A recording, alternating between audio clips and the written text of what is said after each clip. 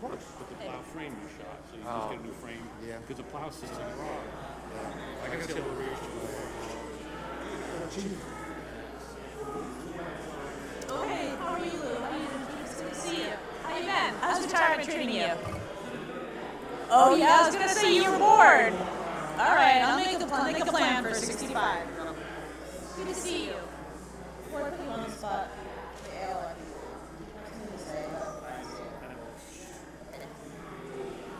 Thank you for reminding me to visit.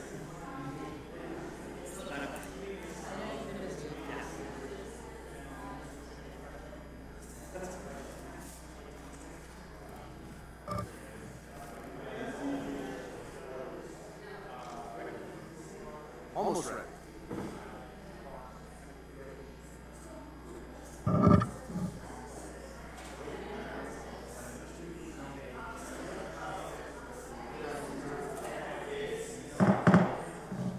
Let the record reflect we reconvene with all members present. For those that are able, please rise for a pledge of allegiance. I ask you to remain standing after the pledge. I pledge allegiance.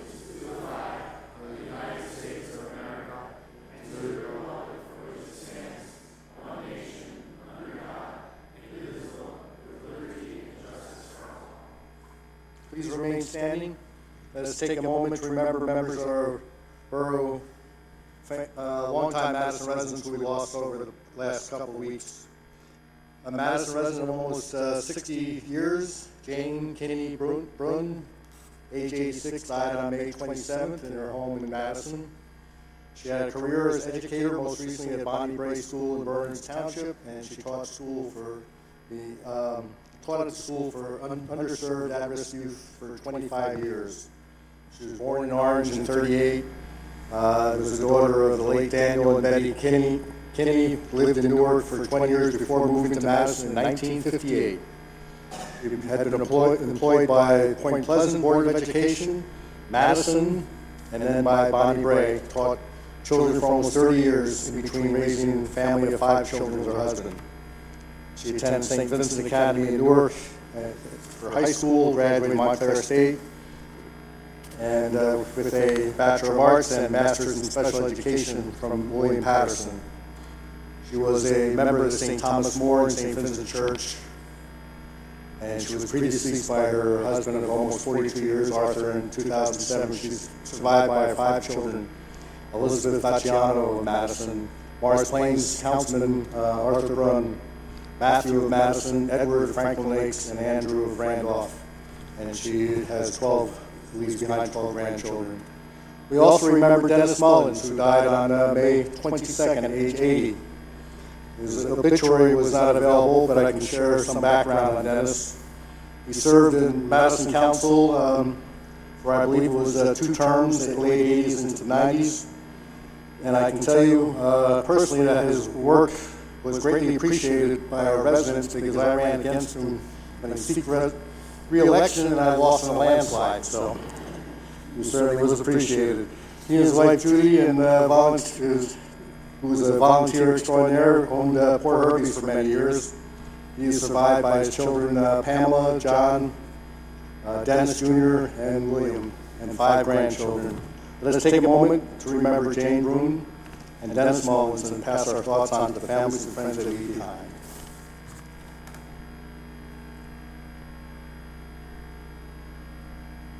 Thank you.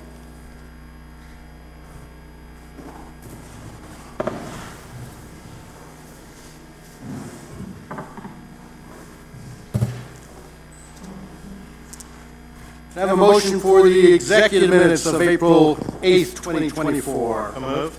Second. All in favor? Aye. And a motion for the regular minutes of April 8th, 2024. So moved. Second. Any corrections or changes? All in favor? Aye. Welcome all. As was just a few comments tonight, as mentioned at our last council meeting by Council President Range, I was installed as President of the New Jersey Conference of Mayors on May 22nd. I had the honor to have Congresswoman Mikey Sherrill give me the oath of office. Now leading the oldest and largest Mayor's Conference will give me the chance to support the work of mayors across the state, especially as it relates to lobbying for our communities in Trenton. So it'll keep me busy. And I might be stepping on Melissa's report, but this past Saturday was our first Farmers and Artisans Market of the new season and on a new day. And for those that did go there, you probably saw that by the turnout and activity at each of the vendors' booths, it's clear that the new day will be a great success. So please stop by. And of course, this past Monday was Memorial Day, and while the threat of severe weather forced the cancellation of the parade, we had a ceremony downstairs to remember those who made the ultimate sacrifice for our country and to preserve our freedom. And all the work that would not be possible without our Patriotic Celebrations Committee and their dedication. Certainly we appreciate to have the parade. It was difficult for them to cancel it, but we honor those, and also want to thank the American Legion for their work. And earlier today we hosted Congress members Mike Sherrill and Jamie Raskin in this very room for a discussion on the Constitution, a look back and a look forward. We were joined by the family of Brian Sicknick, and as you know, Brian lost his life defending our Capitol on January 6th, and it was such an honor to meet Brian's loving family, and also to hear the expertise that Congressman Raskin has on the history and the future of our Constitution. So, a proclamation, and we're going to pass a resolution ahead of schedule. So let me come on down here.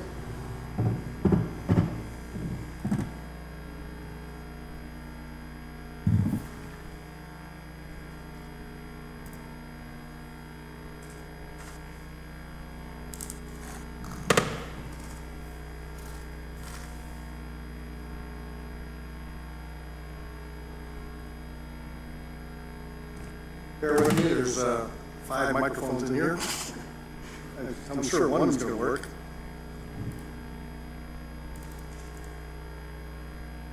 Microphone A. Should have started there.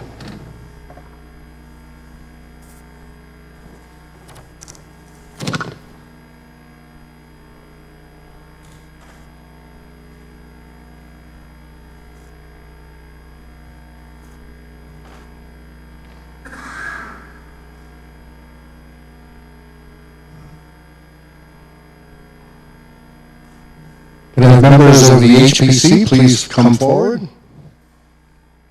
Councilman Forte, you also are your liaison and longtime member, please join us.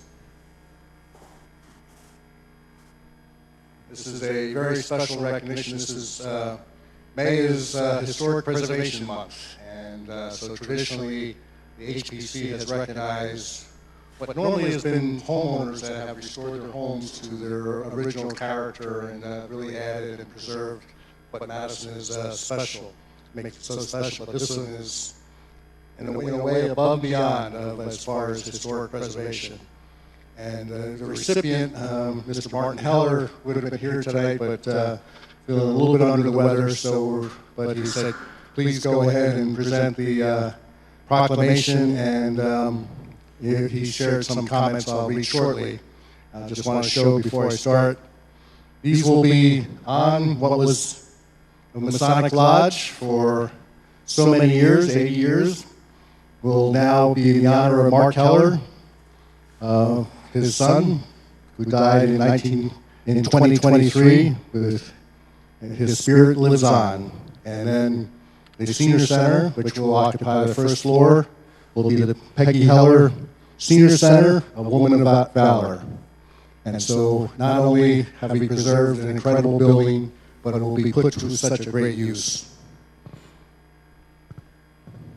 Whereas the Madison Historic Preservation Commission was established in 1993 to encourage the preservation of sites historic, archaeological, cultural, and scenic, and architectural significance to provide architectural advice, recommendations on plans submitted for renovations to the facades of properties, not only in the historic district, but throughout the Borough of Madison. And whereas the Madison Masonic Lodge, number 93 at 170 Main Street, was built by the Presbyterian Church of Chatham Township in 1825, as Madison and Chatham were then part of Chatham Township. In 1846, it became the Presbyterian Church of Madison and was used by the congregation until 1930, when it was sold to the Masons, who used it as their lodge until 2022, when they put it up for sale. We also just recently learned that it may be the oldest brick building in Morris County that is remaining today. Whereas immediately preservation-minded residents, groups, and the Borough Council looked at ways to purchase this important piece of Madison history, which is both on the national and New Jersey historic registers, in addition to having its distinction, as I just said, the first brick building in Madison, the oldest brick building in Morris County. And whereas the borough was able to secure commitments of close to $600,000 from the New Jersey Preservation Trust and the Morris County Board of County Commissioners, and at the October 11th, 2023 council meeting, Mr. Heller became the hero we needed when he presented $1 million check towards the purchase of the building with the agreement that it would be renovated and not demolished. Whereas the building will be used as a senior center for space for other community groups and will be known as the Peggy Heller Senior Center Madison in honor of Mr. Heller's late wife, Margaret, and will be dedicated to Mr. Heller's late son, Mark, who passed away in 2023. And whereas the Madison Historic Preservation Commission applauds Mr. Heller for his dedication to preserving historic Madison. Now, therefore, I, Robert H. Conley, the Mayor of Borough of Madison, on behalf of the governing body, hereby recognize Mr. Martin Heller for his financial support to purchase, renovate, and repurposing the Masonic Lodge for the continued commitment to Madison and its historic preservation. So we will present this to Martin Heller.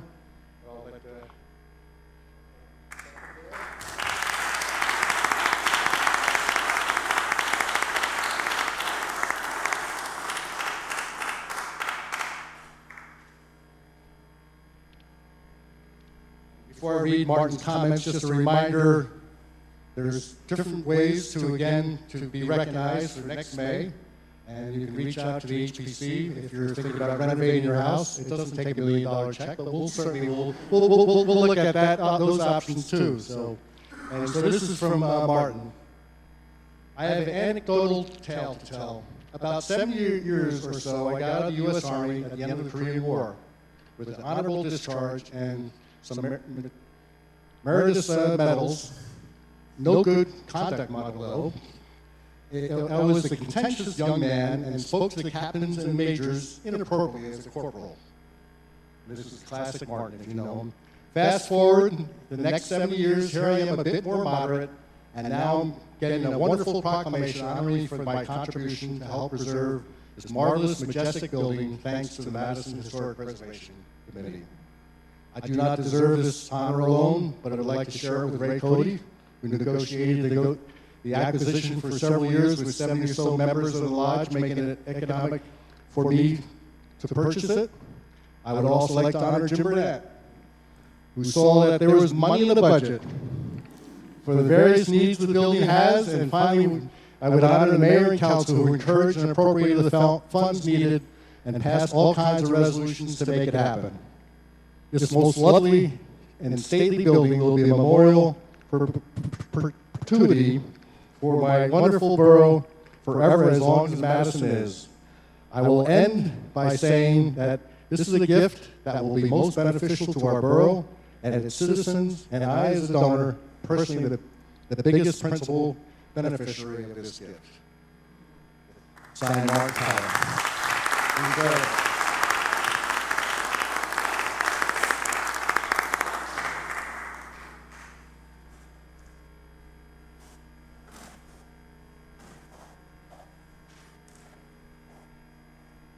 I'm going to ask for a motion on Resolution 158, 2024, a resolution of the Borough of Madison appointing Lieutenant James Blair to the position of fire captain in the paid division of Morris in the Madison Fire Department in the Borough of Madison. Mayor, I move Resolution 158. Second. Any discussion? Roll call vote, please. Yes. Yes.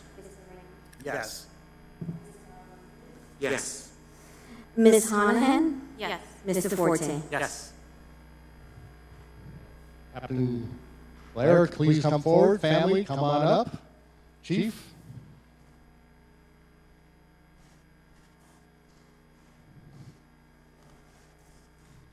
It is always special to be given the oath to a officer in whether it's the fire department or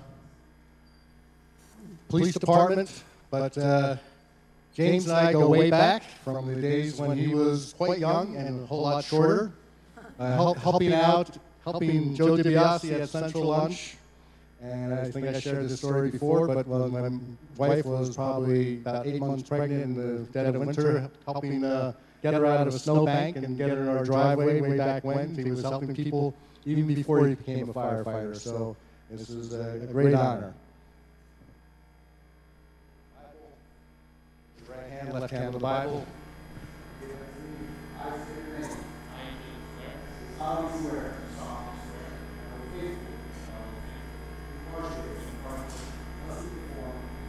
Perform all the duties of Captain of the Madison Fire Department. Captain of the Madison Fire Department According to the best of my ability.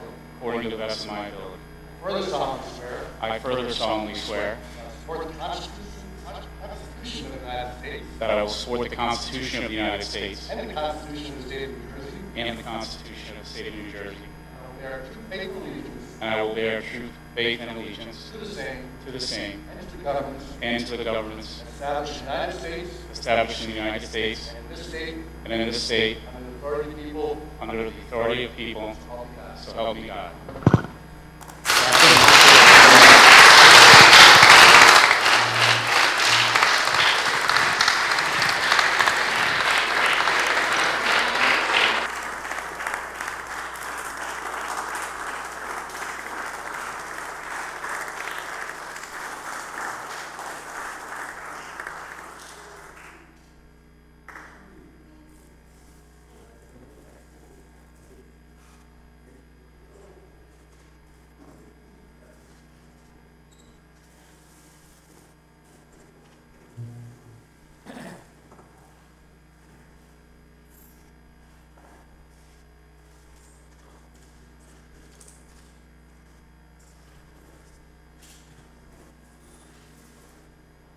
So long. See you, Captain. Congratulations, buddy. Congratulations. Thank you so much. All right, buddy. I see you a lot. Love. Lucky me.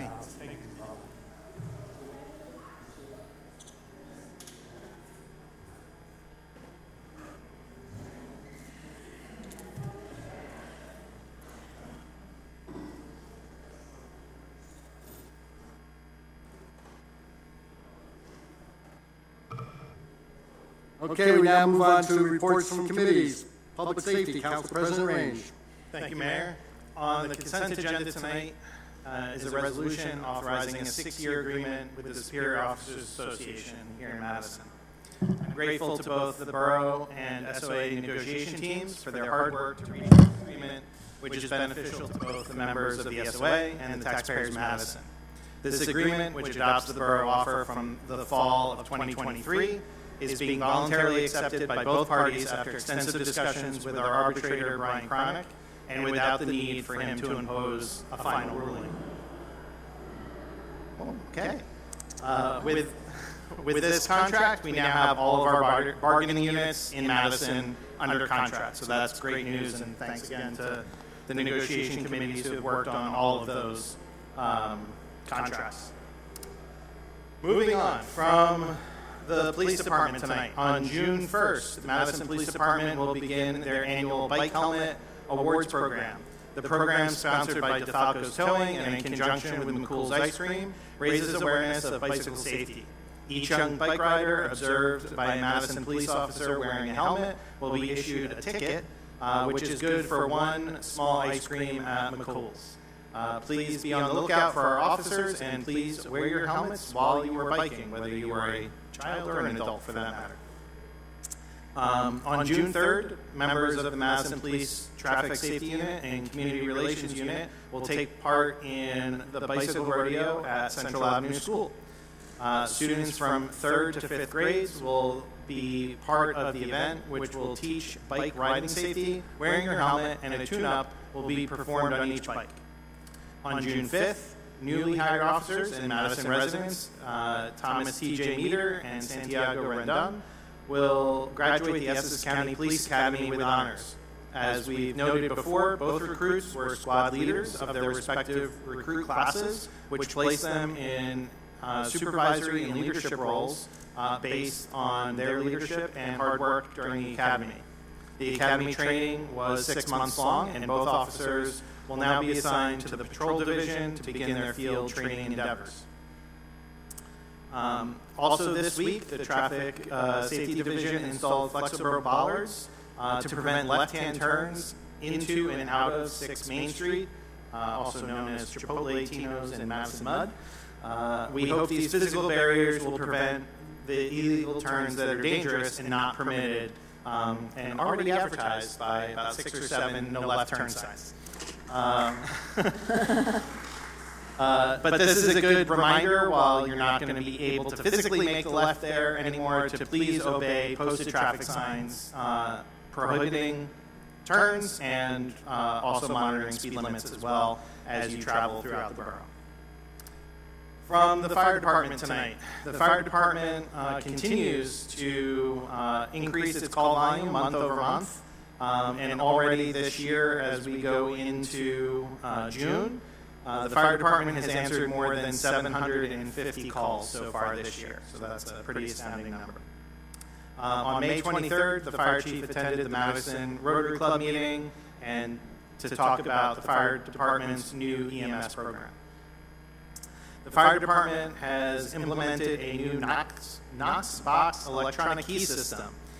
Each fire department apparatus is now equipped with new digital vault that holds the key to the Knox box located at schools, churches, apartment buildings, and almost every commercial building in town. These keys are more secure than ever, leaving a digital audit trail whenever a key is removed from those vaults. So if you're not familiar with the Knox box, if you look downtown, you'll see the little black boxes hanging on the side of the buildings. Usually it has a little reflective tab on it. Those are keys where our emergency personnel can access, and now we've got a great new system for that. Along the same lines here, we've got an update on a new program around Knox boxes that will help us protect our most vulnerable residents. Soon, through grants, donations, and private purchases, we'll be introducing a residential Knox box program for homes.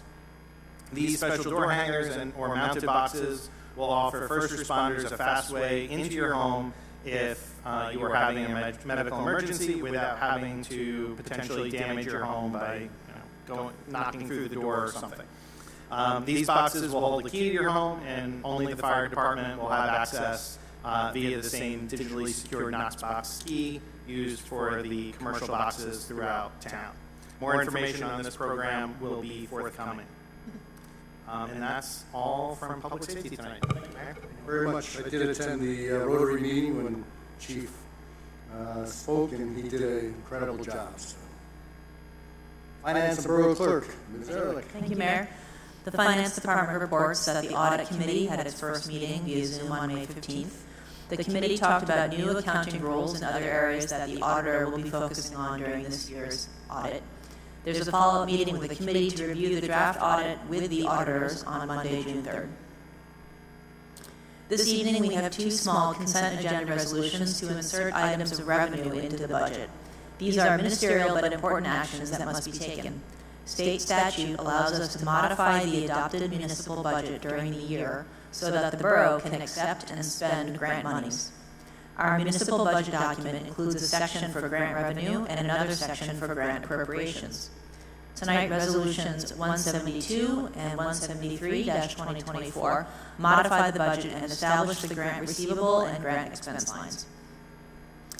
Tonight we are approving 2 grants. One is for $3,900 from Morris County for additional funds that our health educator can use for alcohol and drug education. And the second grant is for $38,775.81 in clean community grant funds. These monies can be used for garbage cans, equipment, the sidewalk sweeper, and staffing costs related with litter reduction in the borough. This is a state DEP grant program, and the funds come from legislated user fees on manufacturers, wholesalers, and distributors that produce litter-generating products. That's all. Thank you very much. And Public Works and Engineering, Mr. Landrigan. Thank you, Mayor. From the Department of Public Works, the hanging flower baskets downtown have been all hung and are now ready for the summer. The new electric lawnmower is back and is out mowing daily. It seems to be cutting very well and crews are getting used to it. Mulch has been delivered and is spread throughout town, and we are almost caught up with the parking lots. The shade trees that were purchased are in the ground and being watered. The Shade Tree Board reminds residents, if you want a tree, please call Public Works at 973-593-3088 to be added to the list for fall planting. And finally, per the insurance company, we had to remove the slide at Lucy D. Playground, and a new one is on order. We expect delivery in a couple of weeks. The old one had rust on it and was out of compliance with insurance safety regulations. Thank you, Mayor. Thank you. Utilities, Mr. Alan Plutus.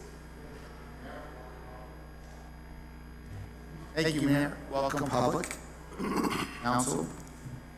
This is a big year with big personnel changes at the electric utility.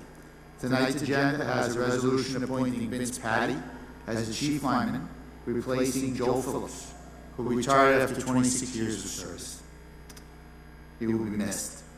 Later in the year, Electric Utility Superintendent James Mattina will be retiring on December 1st. He's been with the electric utility for 38 years, dedicated service. Those are very big shoes to fill, but we have a talented pool of employees that Jim mentored over the years to keep things running smoothly. Next Wednesday evening at 7 p.m., the Utility Advisory Committee will be meeting to discuss the Well-Being construction project and the Cook Avenue parking lot project schedule. More to come on that. Bids are due on June 13th for the MRC carport project. The bid documents were revised to encourage multiple submissions and competitive pricing. The BOE was recently briefed on the project schedule because it potentially impacts parking privileges for the Madison High School students that use the MRC auxiliary parking lot. The project phasing schedule provides that one half of the main parking lot and the entire overflow lot will be available at all times for student and event parking. The borough will be requesting a meeting with First Energy Corp and JCP&L officials to discuss our potential future load estimates, given the robust development activity happening now and projected in the borough. The borough is continuing to monitor the current and future energy market regarding a potential electric purchase, subject to finalizing green energy protocols for purchasing. Electric crews have been busy energizing Well-Be, one of the borough's 5 wells, which is needed to help meet the residential demand for water service this summer, and installing new electric infrastructure to support the borough-sponsored Walnut Street affordable housing and Community Place affordable housing development. From the water utility, on tonight's agenda is a contract to award to the company MeterTech the installation services for automated water meters throughout the town. I think there's about 600 left to install. Many thanks to the Water Division staff who have been handling previously scheduled residential meter installations. Madison has 5 wells that supply drinking water to our residents. Well-Be, which we continue to talk about, is currently under reconstruction, and the initial startup of the well is due later in June. Each well is serviced on a periodic basis to ensure peak performance delivering water to the community. The borough encourages water conservation and will be implementing its annual voluntary water use restrictions during the summer months. Outdoor use for lawn and shrub watering, car washing, driveway and sidewalk washing is restricted to alternate days.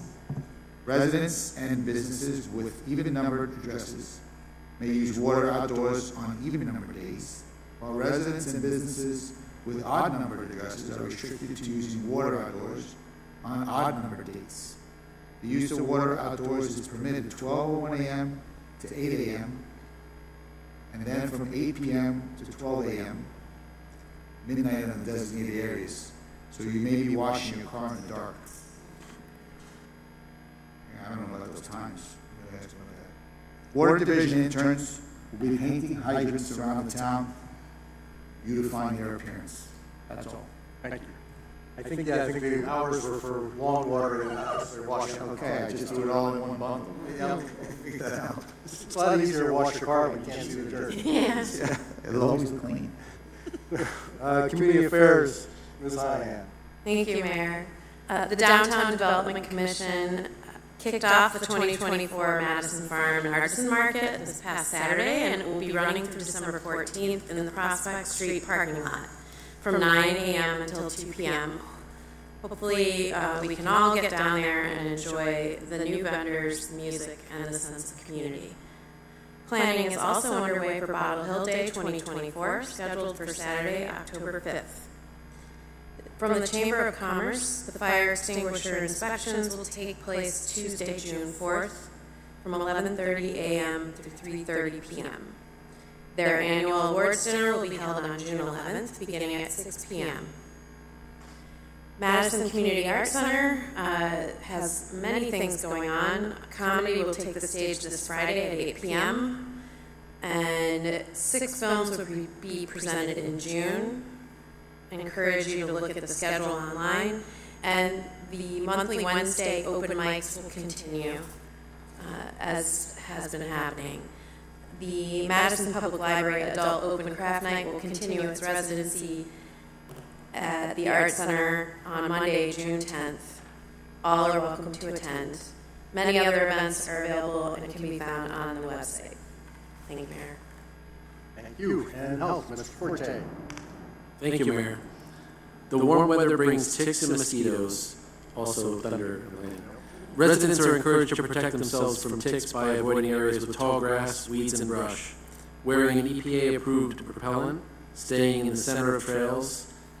Also check for ticks after time spent outdoors, paying special attention to under the arms, behind the knees, around the legs, around the ears, the belly button area, and in the hair. Shower within 2 hours of spending time outdoors. Mosquitoes can also carry diseases such as West Nile virus, and residents can protect themselves by wearing EPA-approved repellent containing DEET, picaridin, IR 3535, or oil of lemon eucalyptus. Wearing long sleeves and pants when possible is also encouraged, and removing standing water and clutter from yards. May is also Melanoma Awareness Month. The Health Department would like to remind residents that it's recommended that adults see a dermatologist for a skin exam annually. Residents are also reminded to use sunscreen with SPF 30 or higher and reapply every 2 hours when outdoors. As mentioned last time, May shines a spotlight on Mental Health Awareness Month, and this is a time dedicated to fostering understanding, empathy, and support for mental well-being. This month is an opportunity to break down barriers, challenge misconceptions, and promote pathways to healing and resistance. The Health Department website has a resource compilation to discover what is available and how you can nurture your mental well-being. Just also a little bit on bird flu. The Board of Health thought it would be helpful to have some pointers for residents. While the highly pathogenic avian influenza virus is low to humans, everyone should take the following precautions, which is to avoid contact with poultry, wild birds, or other animals that appear sick or dead. Avoid undercooked poultry, meat, and eggs. Only drink pasteurized milk. All milk sold legally in New Jersey is pasteurized, but unpasteurized raw milk can be found in Pennsylvania, so if you're just over the border, that's an exposure possibly. And residents are reminded to wash their hands and surfaces thoroughly before and after handling poultry, meat, and eggs. Thank you, Mayor. Very much.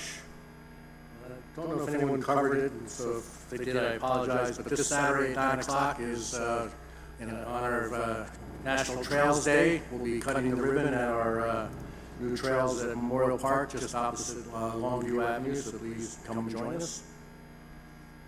And moving on to the next thing, communications and petitions. The Borough Council received one communication from Mary Jane Switek from Rosewood Avenue. She telephoned about the construction occurring in her neighborhood. Thank you. And now we move on to our first of two invitations for public comment. This one is limited to resolutions that are on the agenda. If you want to comment on other topics, you have to just wait a little bit longer. You can comment on other topics. Normally, you will also be able to comment on our agenda discussion, but there are none today. So these are the resolutions that you may comment on for tonight. Resolution 159 is appointing Vincent Patty to the position of Chief Lineman, as already mentioned. Resolution 160 authorizes participation in the 2024 Employee Health Wellness Program through the Madison Area YMCA. Resolution 161 is authorizing release of cash bond guarantee for Park Valley Madison LLC, which is for Community Place. This is in the amount of $7,500. Resolution 162 is reappointing Jacqueline Cardini to the position of Borough Tax Assessor. Resolution 163 is authorizing installation of rotary lending library box at the Madison Rose Garden Park. Resolution 164 is appointing part-time per diem emergency medical technicians to the Madison Fire Department. This is Michael Morrow and Matthew Morrow at $30 an hour without benefits. Resolution 165 is ratifying the appointment of David Argler to summer intern position in Public Works at a rate of $16 an hour. Resolution 166 is authorizing special event permit to allow the use of Summerhill Park by Boy Scouts of America, PAC 124 on June 8th and 9th. Excuse me. Resolution 167 is granting courtesy use of folding chairs to Madison Garden Club. Resolution 168, put this on your calendar, is proclaiming Saturday, October 5th, 2024 as Bottle Hill Day and authorizing the beer garden. Resolution 169 is amending Resolution 63-23 awarding contract to TTI Environmental Inc. of Morristown, New Jersey, in the amount of $30,950 to the Madison Public Library Interior Renovation Abatement Project. Resolution 170 is authorizing a collective bargaining agreement with the Madison Superior Officers Association, as already mentioned in the report. Resolution 171 is approving special event permit for Cars and Coffee Showcase to be held on Kings Road on June 7th. Resolution 172 is the insertion of item of revenue, as mentioned in the report already. 173 is also the insertion of revenue, as already mentioned in the report. Resolution 174 is confirming membership of Samuel DeAngelis in the Madison Host Company number 1. And Resolution 175 is awarding contract water meter replacement project rebid to Meritech Utility Services of Kenilworth. So you may comment on any of those resolutions. Those will also be part of the consent agenda later in the agenda. If you wish to comment on those resolutions, step forward, state your name and address and the resolution number you wish to comment on, and then make your comments. Seeing none, I close this part of the meeting and we move on to ordinances for hearing. Will the clerk please read the statement? The ordinance scheduled for hearing was introduced by title and passed on first reading at a regular meeting of the council held on May 13, 2024. Was posted and filed according to law, and copies were made available to the general public requesting same. I call up ordinances for second reading and ask the clerk to read said ordinance by title. Ordinance 17-2024. Ordinance of the Borough of Madison appropriating $55,000 from the General Capital Improvement Fund for the purchase of automated license plates, readers, security cameras, wiring, and other related security equipment. I open the hearing on ordinance 17-2024. Anyone wishing to comment on this ordinance, please step forward. Seeing none, I close the hearing. Mayor, I move ordinance 17-2024. Second. Any council discussion? Just a little bit more background, and thanks to Councilwoman Ehrlich for pointing this out last time. Just a little bit of background on the ALPR program. Madison has had automatic license plate readers installed in various locations in the borough for a number of years now, and they've been a key tool for the Madison Police Department and frankly police departments across Morris County and New Jersey in fighting certain types of crime. Not just stolen cars and that sort of thing, but other incidents as well. But every time we have one of these, the question is asked about that data and how it works. So just to be clear, the access to the ALPR data is restricted and is governed by rules and regulations issued by the New Jersey Attorney General's office. The recordings are kept in central servers hosted by Morris County and are not generally accessible even to police personnel outside of the strict regulations imposed by the Attorney General. Each year, agencies like Madison that have ALPRs deployed are audited by the state police, and the staff that is permitted access to that data and the recordings must also complete a series of required trainings before they're granted access. So hopefully that gives a little bit of background on that. Thank you, appreciate that. Any other comments? Tom? I was going to comment, Mayor, that maybe the next time the police chief comes to talk to us, or Eric can get this data, just an idea of how many situations have been alerted to us because of cars coming to town with unregistered plates or something. That's kind of a lot of the issues that we tend to look for. At some, maybe at some point when we an update on general police things and other things, he could bring us up to date on that too. Sure, I know that it's working in the borough's favor for sure. Yeah. Thank you. Any other comments? Okay, roll call vote, please. Ms. Ehrlich? Yes. Mr. Landrigan? Yes. Mr. Range? Yes. Mr. Harlan-Pudis? Yes. Ms. Honahan? Yes. Mr. Forte? Yes. I declare ordinance 17-2024 adopted and finally passed, and ask the clerk to publish notice there in the newspaper and file the ordinance in accordance with law. Ordinance 18-2024.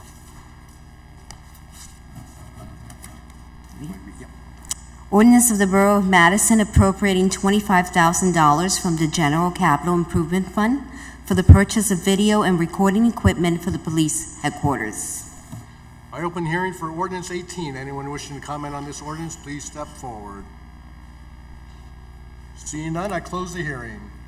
Mayor, I move ordinance 18-2024. Second. Any discussion? Roll call vote, please. Ms. Ehrlich? Yes. Mr. Landrigan? Yes. Mr. Range? Yes. Mr. Harlan-Pudis? Yes. Ms. Honahan? Yes. Mr. Forte? Yes.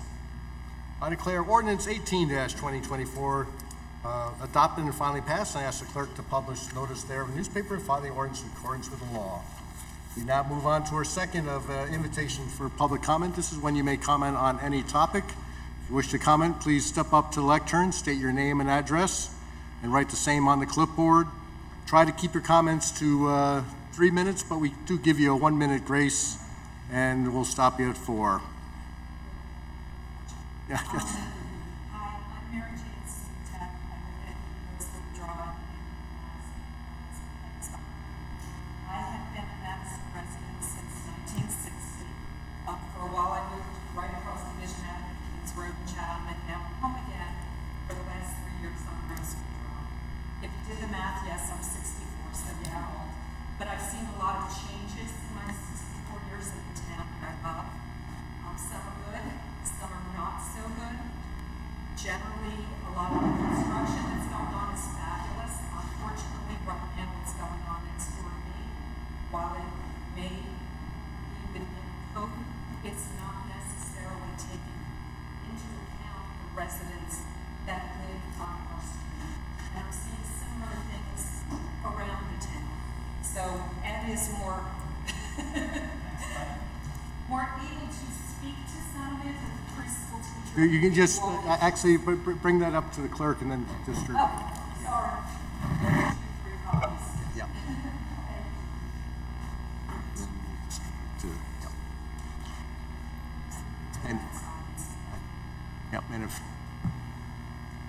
And if you're finished commenting, we'll restart the clock for Ed. No, he still gets the same time. We have to treat everyone equally here. Just state your name and address, even though, yeah.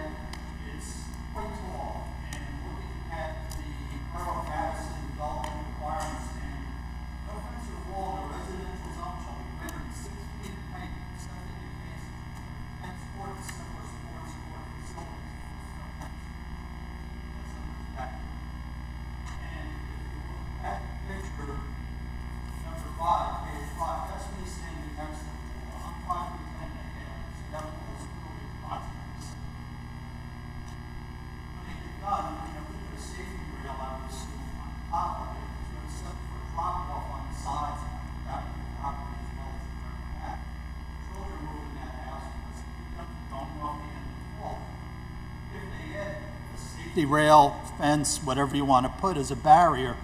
Now we're looking at an elevation of 10, 12 feet above ground level. So how is that even remotely appropriate? And the last picture is our neighbor 2 doors down house. Her ranch is now sandwiched between two, as I like to refer to them, McMansions, on her eastern and western side. Her house gets no sunlight during the day now. Again, I think what we're pushing for is a look at the zoning and tightening it and making more limitations in various areas. One minute. I'm done. All right. Thank you, Ed. And we exchanged emails and yeah. I think we just want to feel like we're respecting each other. Yeah. So actually, once we stop the conversation, so we can't have the dialogue, but I appreciate you recognizing the communication. Dennis Harrington visited the site and has noted some things, especially with the wall and what our regulations, when you take that wall and then put the protective fence on top, what that actually means. And so we're getting some clarification on that. Eric and I both serve on the planning board. We've had some discussions about the mass of homes and that word mass as they compare to other neighboring houses and what can be done. So there are some steps we're taking there. So I appreciate your taking the time to share your experience on Rosewood.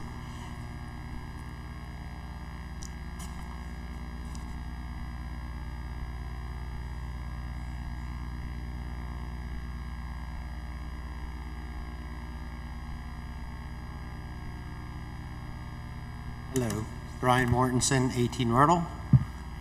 Just wanted to let you know that I had an informal conversation with the operator of the new battery-powered mower, and it's getting good reviews. You're on the right track. I wanted you to keep in mind that aside from all the other benefits of this mower, the human benefit to the operator is great. The pollution is less, the noise pollution and the particulate pollution is less. So I urge you to stay on the right path, and I urge you to shift and move your focus to the backpack blowers, because that's going to help the people that operate them. And that'll help us tell the other companies to think about the employees who have to operate this equipment as well, and think about their health benefits that are immediate with this new battery-powered equipment. I think that what we're looking at now is what they were looking at 100 years ago when they got the first gas-powered mower, and there was naysayers. And if you look back into the 1980s when Japan started bringing fuel-injected cars that were more efficient, and there was naysayers, and they said, we need to keep the big gas guzzlers. So progress is never easy, but we're doing good. So keep up the good work. Thank you. Thank you, Brian. Anyone else wishing to comment, please step forward. You can go.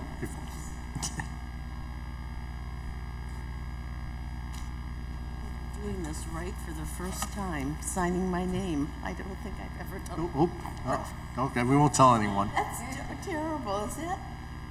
It's Mary Jane Lunt. I live at 10 Ivy Terrace for 35 years. Believe it. But anyway, I'm here tonight.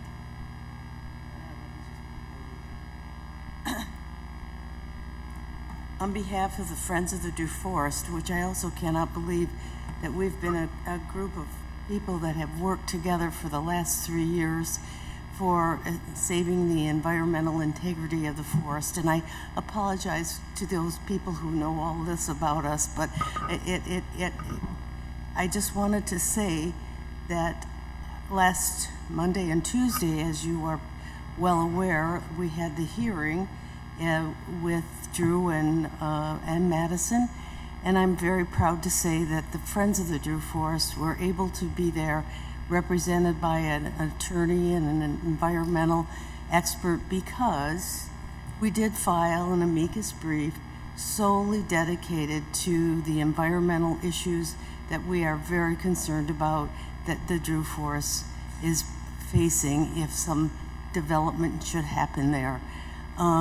We truly represented the forest, and I've represented trees in this county or in this town before, not necessarily in the forest, but in other places, and I think it's very important to represent the trees. So I just want to say that I think what I want is most of all is, and I said this to the minister at Grace Methodist Church, and that we want peace for the bunnies, peace for the bats, and peace for all the furry and feathered friends that live in the forest. Thank you. Thank you very much, Mary Jane. Anyone else wishing to comment, please step forward. Seeing none, I close this part of the meeting. We have no introductions of ordinances, so we move on to the consent agenda resolutions. Will the clerk please read the statement? Consent agenda resolutions will be enacted with a single motion. Any resolutions requiring expenditure is supported by a certification of availability of funds. Any resolution requiring discussion will be removed from the consent agenda. All resolutions will be reflected in full in the minutes. Mayor, I move the consent agenda resolutions 159-2024 through 175-2024. Second. Any resolutions that need to be pulled or any discussion? Roll call vote, please. Ms. Ehrlich? Yes. Mr. Landrigan? Yes. Mr. Range? Yes. Mr. Harlan Pudis? Yes. Ms. Honahan? Yes. Mr. Forte? Yes. All right, there is no unfinished business. We'll move on to approval of vouchers. Will the clerk please read the voucher totals?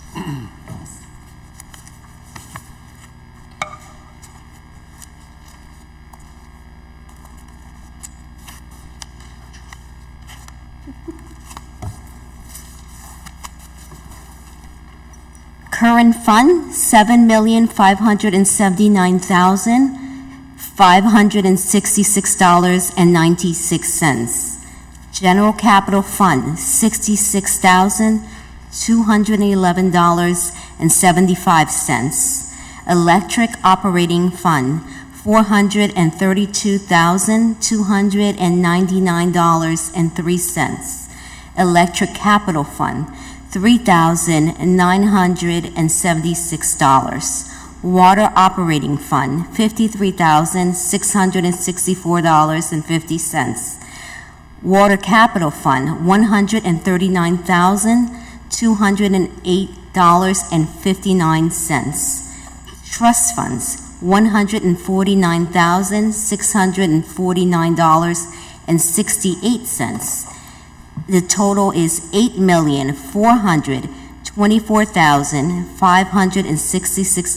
$8,424,566.51. Mayor, I move approval of the vouchers. Second. Any discussion? Roll call vote, please. Ms. Ehrlich, Yes. Mr. Landrigan, Yes. Mr. Range, Yes. Mr. Harlan-Pudis, Yes. Ms. Honahan, Yes. Mr. Forte. Yes. Only new business is to tell people that while we've been sitting here and hearing that thunder, there's also been quite a bit of rain coming down. There's some localized flooding issues. It was right up to the sidewalk down below, so please, on your way home, be very careful. Not drive into any standing water. And with that, Mayor, I move to adjourn. all in favor? Aye. Thank you all. And good luck out there.